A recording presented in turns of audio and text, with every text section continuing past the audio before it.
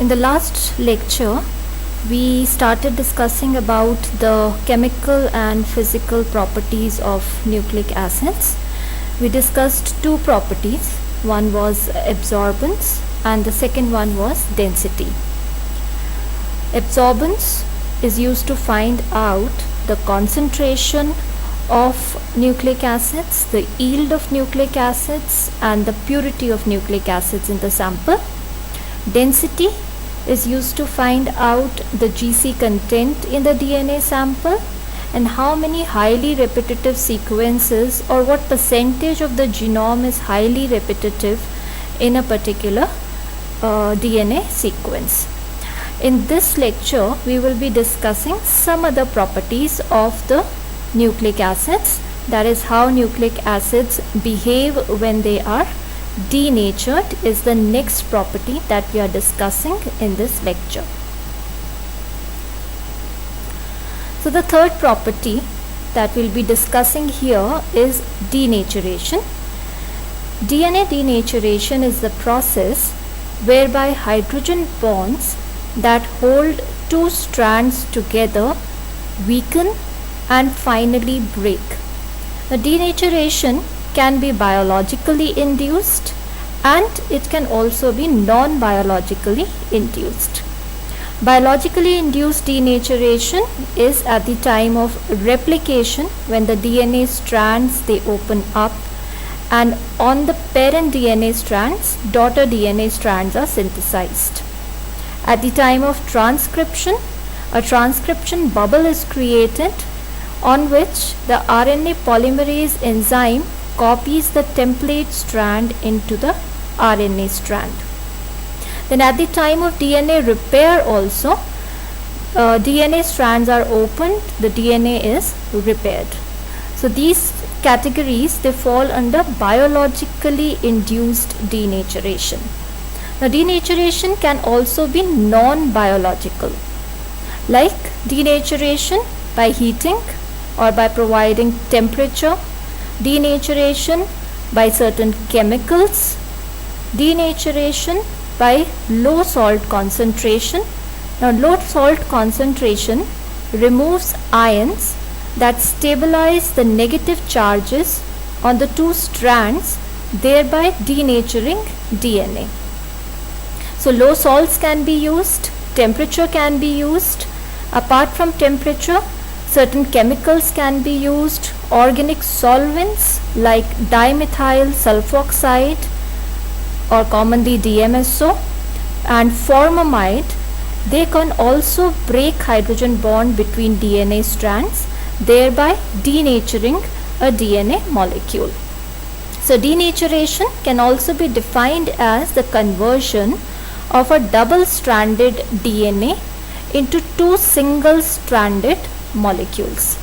Or we can also say the native form of DNA, that is a double-stranded DNA, is converted into a random coil conformation or the single-stranded form of DNA. Now denaturation can easily be monitored using a very simple instrument, that is a spectrophotometer.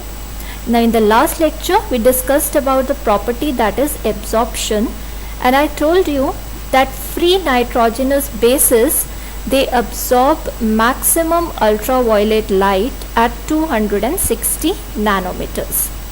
A double-stranded DNA absorbs minimally, and when you convert it into the single-stranded form, when you denature a double-stranded DNA, you can study this denaturation by noting that there is an increase in the absorption at 260 nanometers.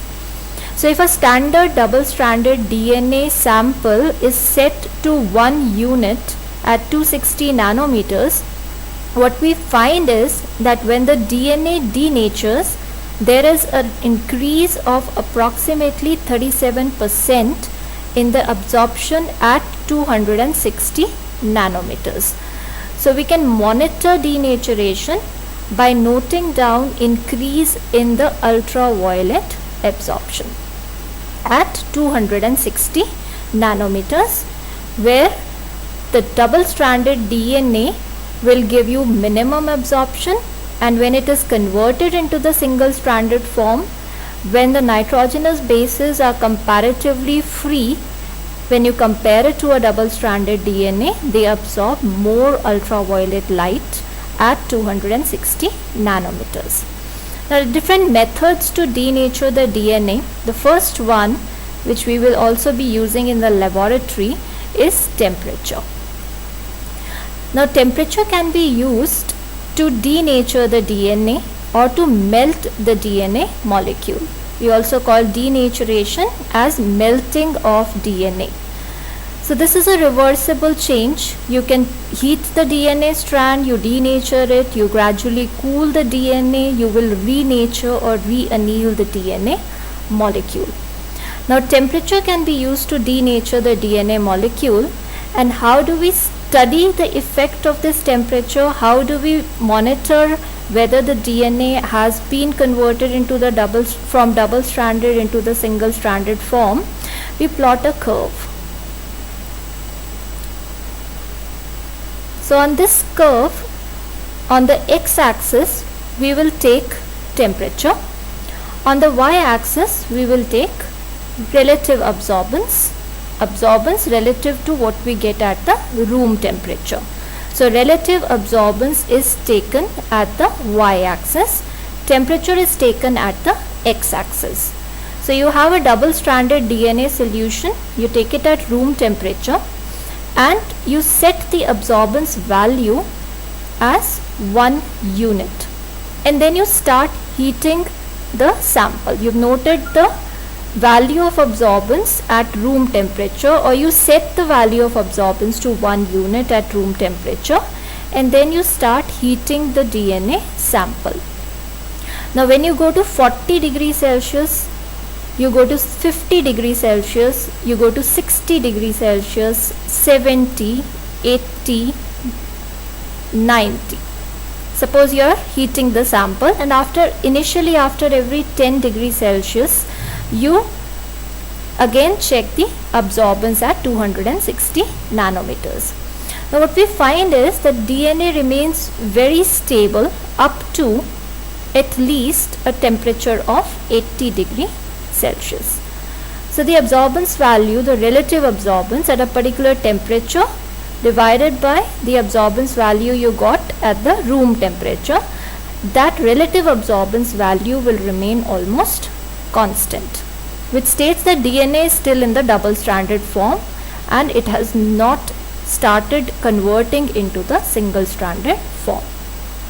Above about 82 degrees Celsius, depending upon the GC content of the DNA molecule, the absorbance value will increase.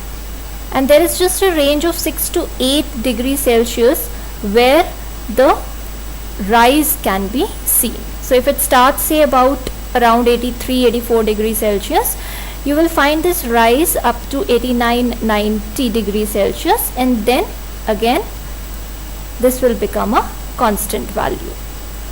So this rise, here you have a double stranded DNA completely, here you have a single stranded DNA completely. What has been found is the absorbance value here will be 1.37, or from the initial value there will be a 37% increase in absorbance. Now this rise, here the DNA is double stranded, here it is in the single stranded form. This rise is measured with the help of a scale, and the midpoint of this rise is taken.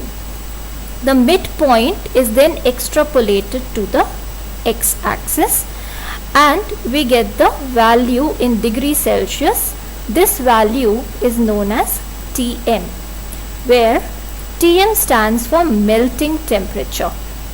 That is the temperature at which approximately 50% of the DNA is in the double stranded form and 50% is in the single stranded form. So Tm value can be calculated by this curve. This curve is known as a melting curve.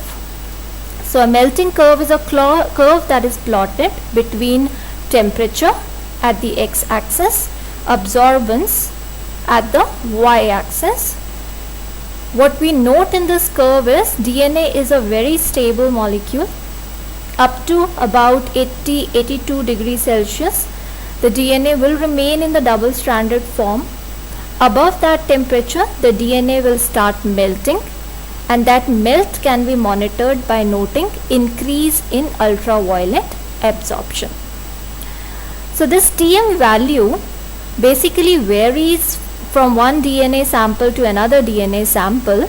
For example, a DNA molecule which has high GC content. High GC content means guanine cytosine. We know there is a triple bond between guanine and cytosine. So to break that bond, you will require more amount of energy or more amount of heat. So a DNA which is GC rich DNA will require more temperature for melting, and therefore the TM will be high. So more is the GC content, more will be the melting temperature. More is the AT content, less will be the melting temperature. So denaturation can be used to study the GC content of a DNA sample.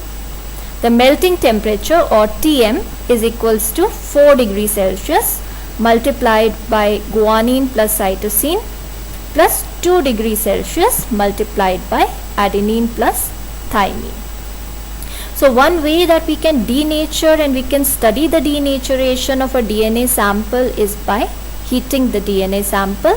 Heating or melting or denaturation is by which double-stranded DNA is converted to single-stranded molecules by breaking the hydrogen bond between the two strands. Another method is use of hydrophobic substances. Hydrophobic substances allow the nitrogenous bases to dissolve in the solvent, and thereby they decrease the melting temperature of DNA. So hydrophobic substances will decrease the melting temperature of DNA. On the other hand, hydrophilic substances will increase the melting temperature of DNA. Another method by which we can denature a DNA molecule is pH. Now what happens is, when you take it from the neutral, that is a value around 7, you take it to 11.3. Till 11.3, the DNA remains stable.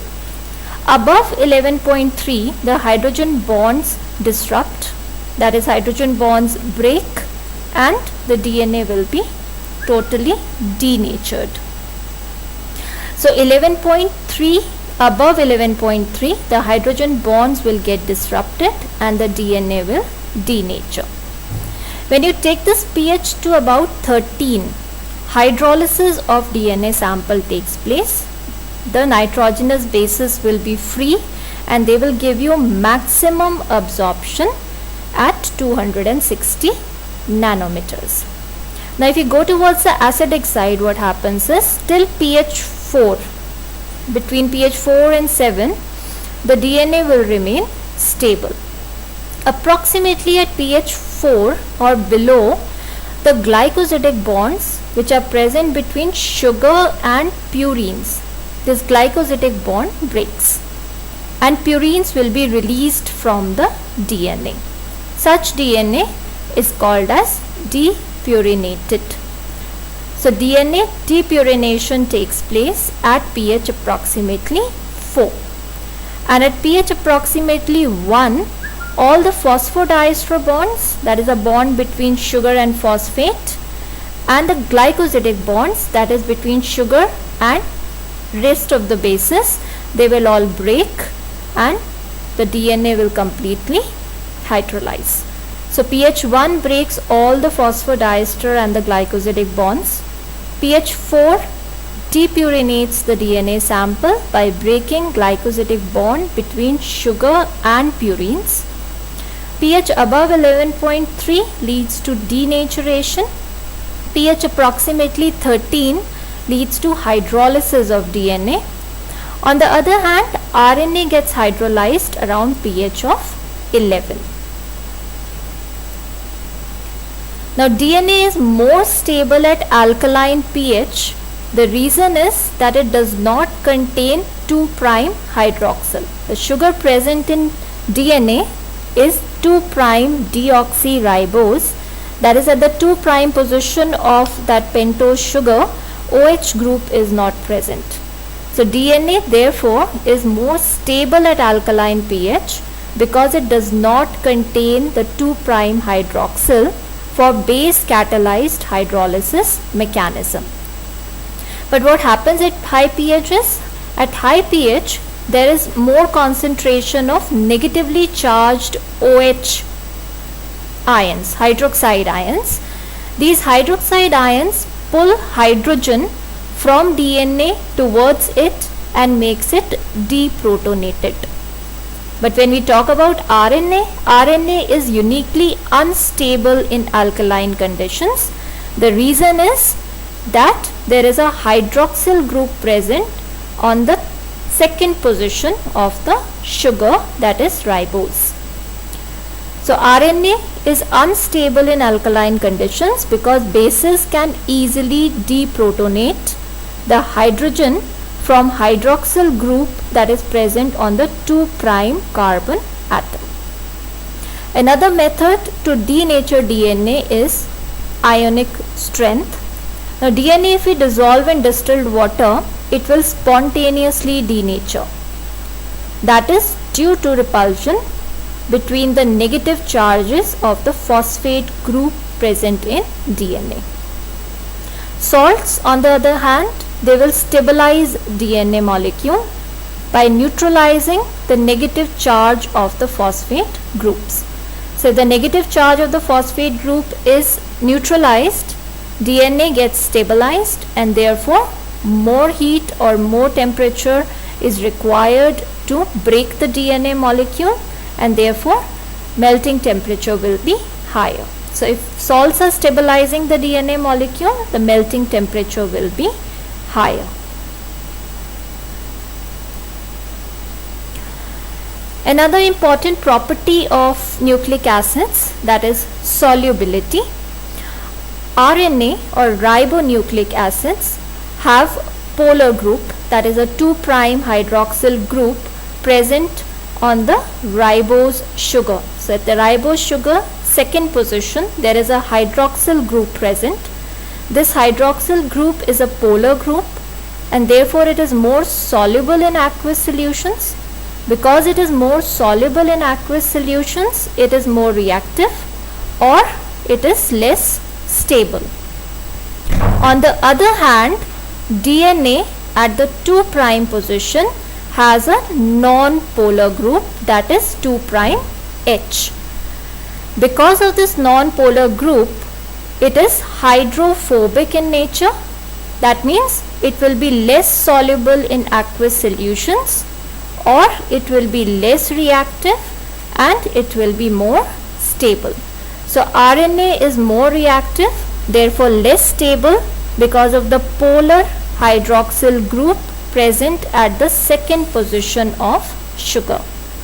DNA has a non-polar group, therefore it is hydrophobic, less reactive or more stable.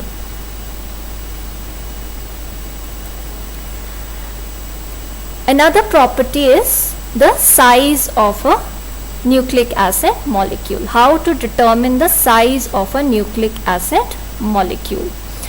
One thing we discussed in the last lecture also, the sedimentation velocity of a molecule depends upon its density and its shape.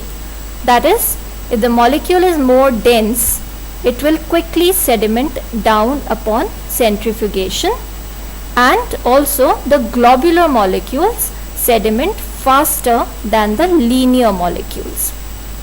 Now to determine the size of a nucleic acid molecule, we use the technique of gel electrophoresis. Now gel electrophoresis, agarose gel electrophoresis we mostly use for the separation of nucleic acids.